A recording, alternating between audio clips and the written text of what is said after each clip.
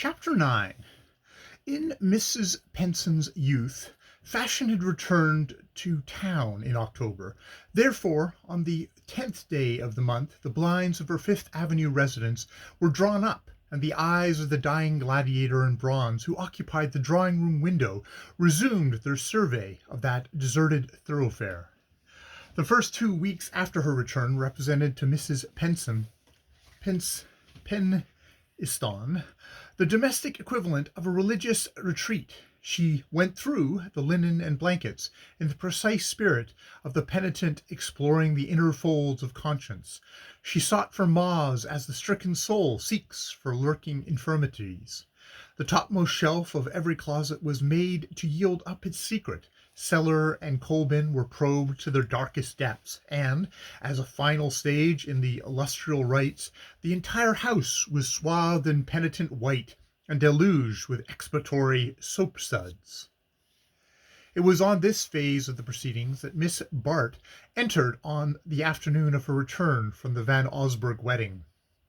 The journey back to town had not been calculated to soothe her nerves. Though Evie Van Osburgh's engagement was still officially a secret, it was one of which the innumerable intimate friends of the family were already possessed, and the trainful of returning guests buzzed with illusions and anticipations. Lily was acutely aware of her own part in this drama of innuendo. She knew the exact quality of the amusement the situation evoked. The crude forms in which her friends took their pleasure included a loud enjoyment of such complications, the zest of surprising destiny in the act of playing a practical joke. Lily knew well enough how to bear herself in difficult situations. She had, to a shade, the inner exact manner between victory and defeat. Every insinuation was shed without an effort by the bright indifference of her manner. But she was beginning to feel the strain of the attitude. The reaction was more rapid, and she lapsed to a deeper self-disgust. As was always the case with her, this moral repulsion found a physical outlet in a quickened distaste for her surroundings. She revolted from the complacent ugliness of Miss Peniston's black walnut, from the slippery gloss of the vestibule tiles, and the mingled odor of saphilio and furniture polish that met her at the door. The stairs were still carpetless, and on the way up to her room she was arrested on the landing by an encroaching tide of soapsuds. Gathering up her skirts, she drew aside with an impatient gesture. As she did so, she had the odd sensation of having already found herself in the same situation, but in different surroundings.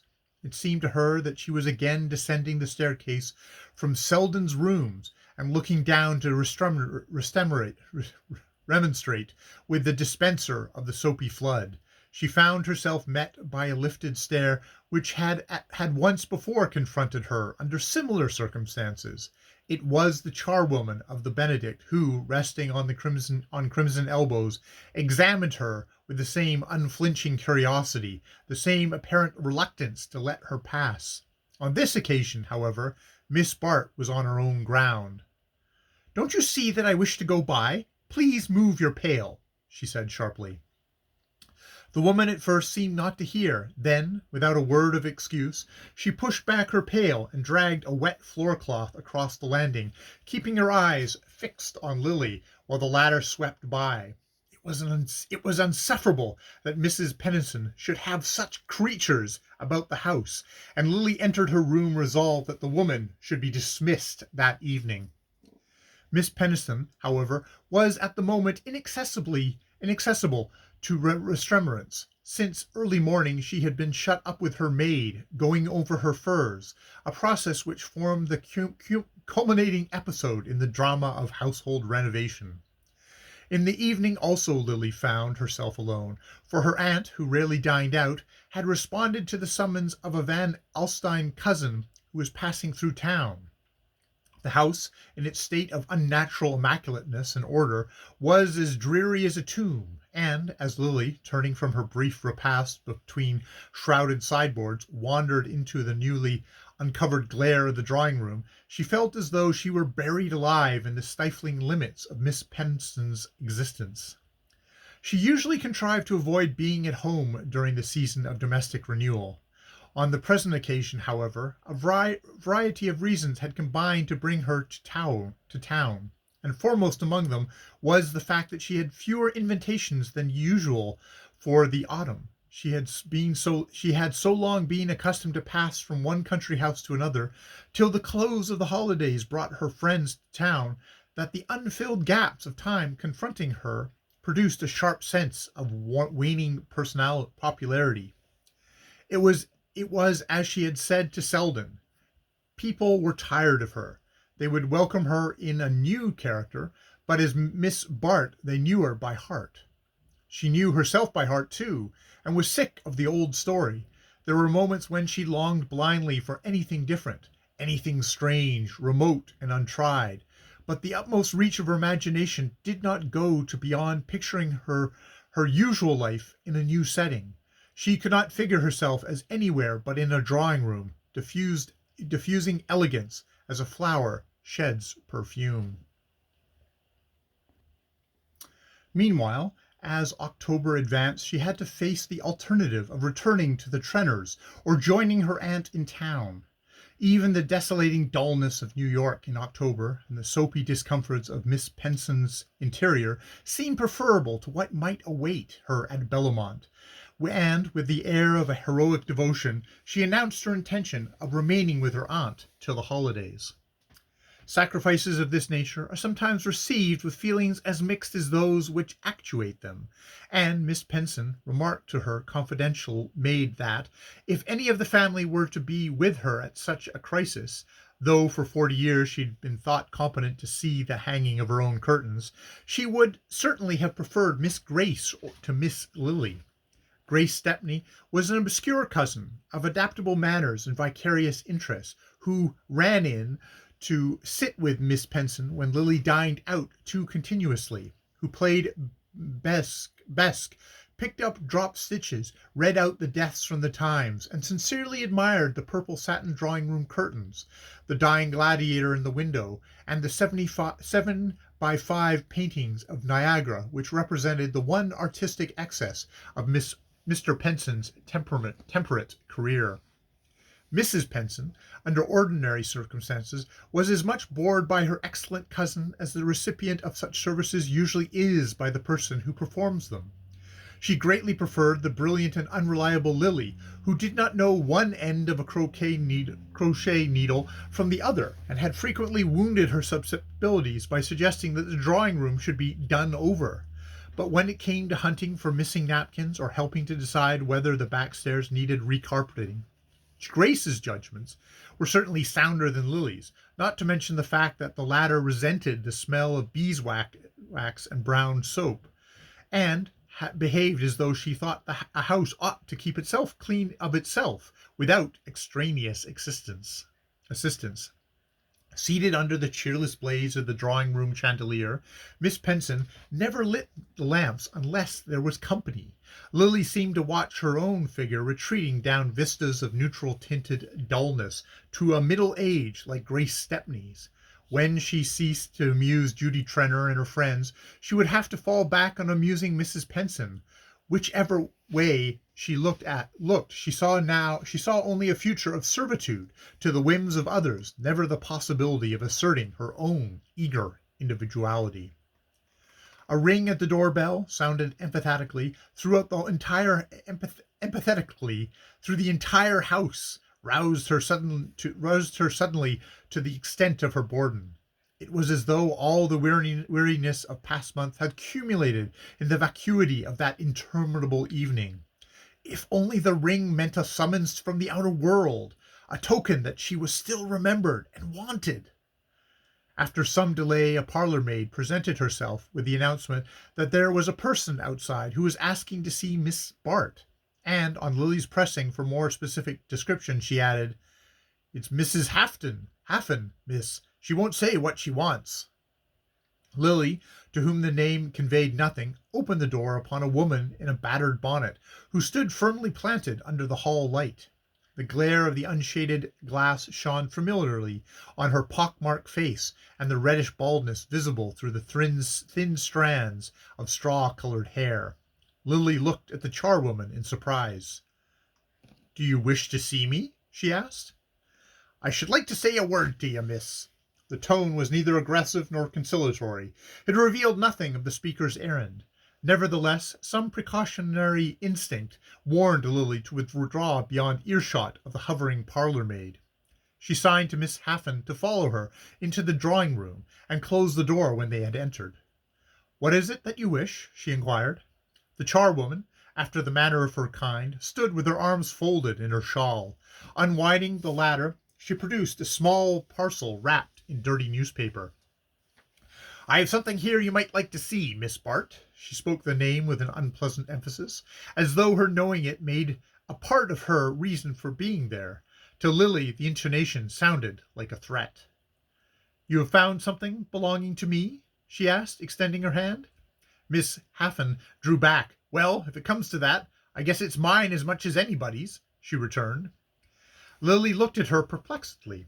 She was sure now that her visitor's manner conveyed a threat, but expert as she was in discerning direction as expert as she was in certain directions, there was nothing in her experience to prepare her for the exact significance of the present scene. She felt, however, that it must be ended as promptly as possible. "I don't understand. If this parcel is not mine, why have you asked for me?"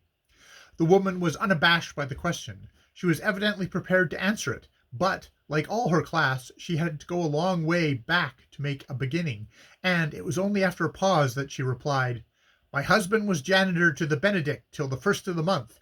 Since then he can't get nothing to do." Lily remained silent, and she continued, "It wasn't no fault of our own, neither. The agent had another man he wanted for the place for, and we was put out, bag and baggage, just to suit his fancy. I had a long sickness last winter, and an operation that ate up all we'd put by, and it's hard for me and the children, half'n being so long out of a job." After all, then, she had come only to ask Miss Bart to find a place for her husband, or, more probably, to seek the young lady's intervention with Mrs. Penson. Lily had such an air of always getting what she wanted that she was used to being appealed to as an intermediary, and, relieved of her vague apprehensions, she took refuge in the conventional formula.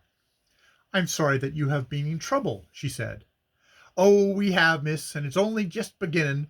If only we got another situation, but the agent, he's dead against us. It ain't no fault of ours, neither, but—" At this point, Lily's impatience overcame her. "If you have anything to say to me," she interposed. The woman's resentment of the rebuff seemed to spur her lagging ideas. "Yes, miss, I'm comin' to it," she said. She paused again, and with her eyes on Lily, and then continued, in a tone of diffuse narrative. "When we was at the Benedict, I had charge of some of the gentlemen's rooms. Leastways, I swept 'em out on Saturdays. Some of the gentlemen got the greatest sight of letters. I never saw the like of it. Their waste-paper baskets be fairly brimmin', and the papers fallin' all over the floor. Maybe havin' so many as how they got so careless. Some of 'em is worse than others. Mr. Lawrence Selden, he was always one of the carefulest, burnt his letters in winter and tore 'em to little bits in summer. But sometimes he'd have so many he'd just bunch 'em together, the way others did, and tear the lot through once, like this."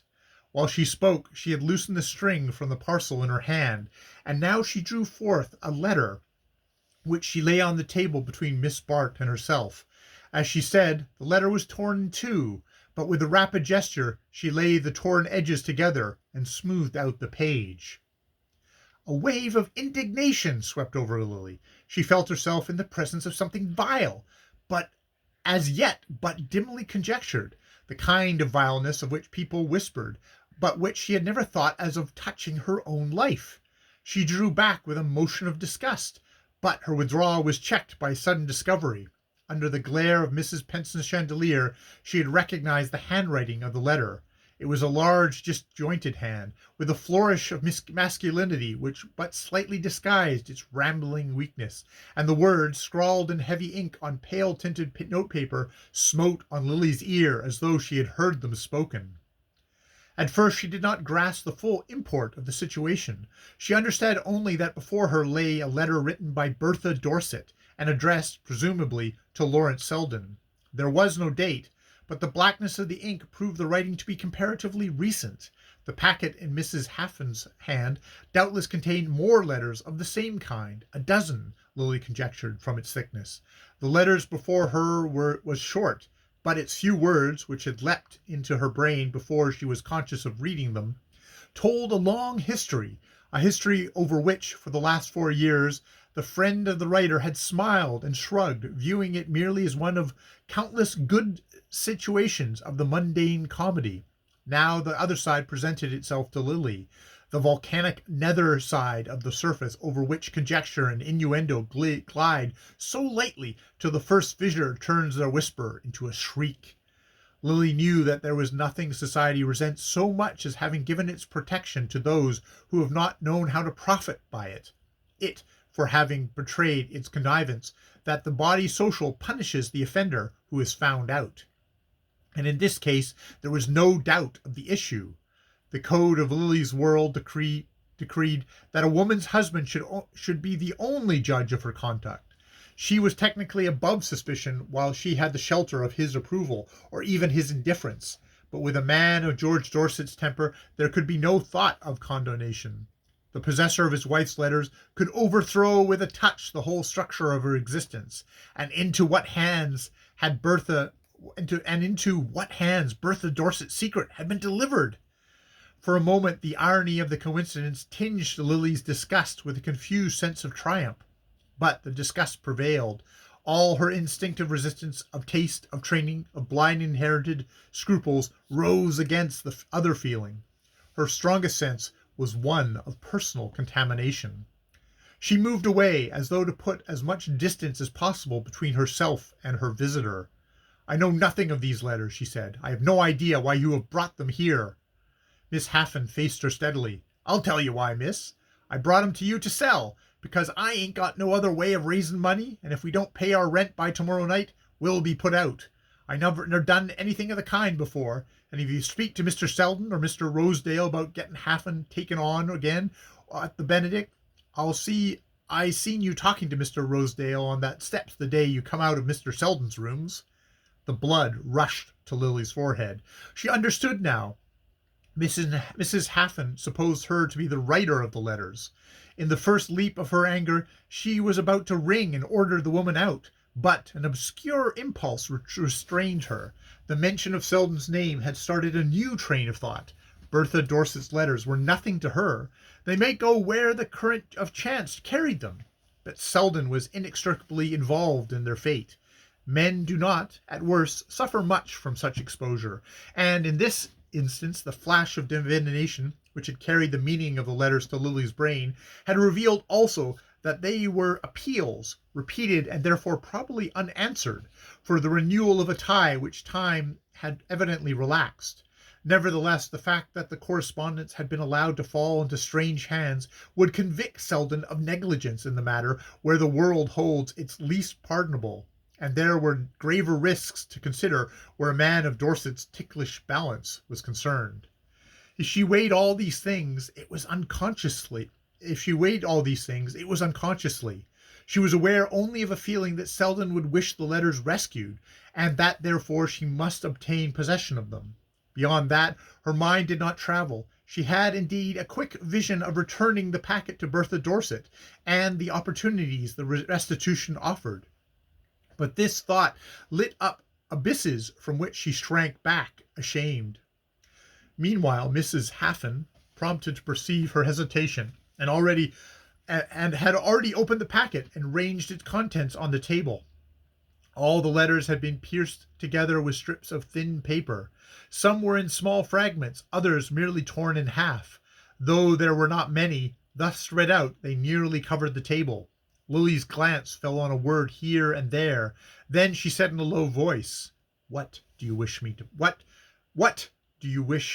to pay you?" Miss Haffin's face reddened with satisfaction. It was clear that the young lady was badly frightened, and Mrs. Haffin was the woman to make the most of such fears. Anticipating an easier victory than she had foreseen, She named an exorbitant sum, but Miss Bart showed herself a less ready prey than might have been expected from her imprudent opening. She refused to pay the price named, and after a moment's hesitation met it by a counter-offer of half the amount. Mrs. Haffen immediately stiffened. Her hand travelled towards the outspread letters, and, folding them slowly, she made as though to restore them to their wrappings. "I guess they're worth more to you than to me, miss, but the poor has got to live as well as the rich," she observed sententiously. Lily was throbbing with fear, but the insinuation fortified her resistance. "You are mistaken," she said indifferently. "I have offered all I am willing to give for the letters, but there may be other ways of getting them." Miss Haffen raised a suspicious glance. She was too experienced not to know that the traffic she was engaged in had perils as great as its rewards, and she had a vision of the elaborate machinery of revenge which a word of this commanding young lady might set in motion. She applied the corner of her shawl to her eyes, and murmured through it that it was no good came of bearing too hard on the poor, but that for her part she had never mixed up in such business before, and that on her honor as a Christian all she and Haffen had thought of was the letters mustn't go any farther. Lily stood motionless, keeping between herself and the charwoman the greatest distance compatible with the need of speaking in low tones. The idea of bargaining for the letters was intolerable to her, but she knew that, if she appeared to weaken, Mrs. Haffen would at once increase her original demand. She could never afterward recall how long the duel lasted, or what was the decisive stroke which finally, after a lapse of time recorded in minutes by the clock, in hours by the precipitate beat of her pulse, put her in possession of the letters. She knew only that the door had finally closed, and that she stood alone with the packet in her hand. She had no idea of reading the letters. Even to unfold Mrs. Haffen's dirty newspaper would have seemed degrading. But what did she intend to do with its contents? The recipient of the letter had meant to destroy them, and it was her duty to carry out his intention. She had no right to keep them. To do so was to lessen whatever merit lay in having secured their possession. But how destroy them so effectually that there should be no second risk of their falling in such hands? Miss Penson's icy drawing-room grate shone with a forbidding lustre. The fire, like the lamps, was never lit except when there was company. Miss Bart was turning to carry the letters upstairs when she heard the opening of the outer door, and her aunt entered the drawing-room. Miss Penson was a small, plump woman with a colourless skin lined with trivial wrinkles. Her grey hair was arranged with precision, and her clothes looked excessively new and yet slightly old-fashioned. They were always black and tightly fitting, with an expensive glitter. She was the kind of woman who wore jet at breakfast. Lily had never seen her when she was not cuirassed in shining black, with small tight boots, and the air of being packed and ready to start. Yet she never started. She looked about the drawing-room with an expression of minute scrutiny. "I saw a streak of light under one of the blinds as I drove up. It's extraordinary that I can never teach that woman to draw them down evenly."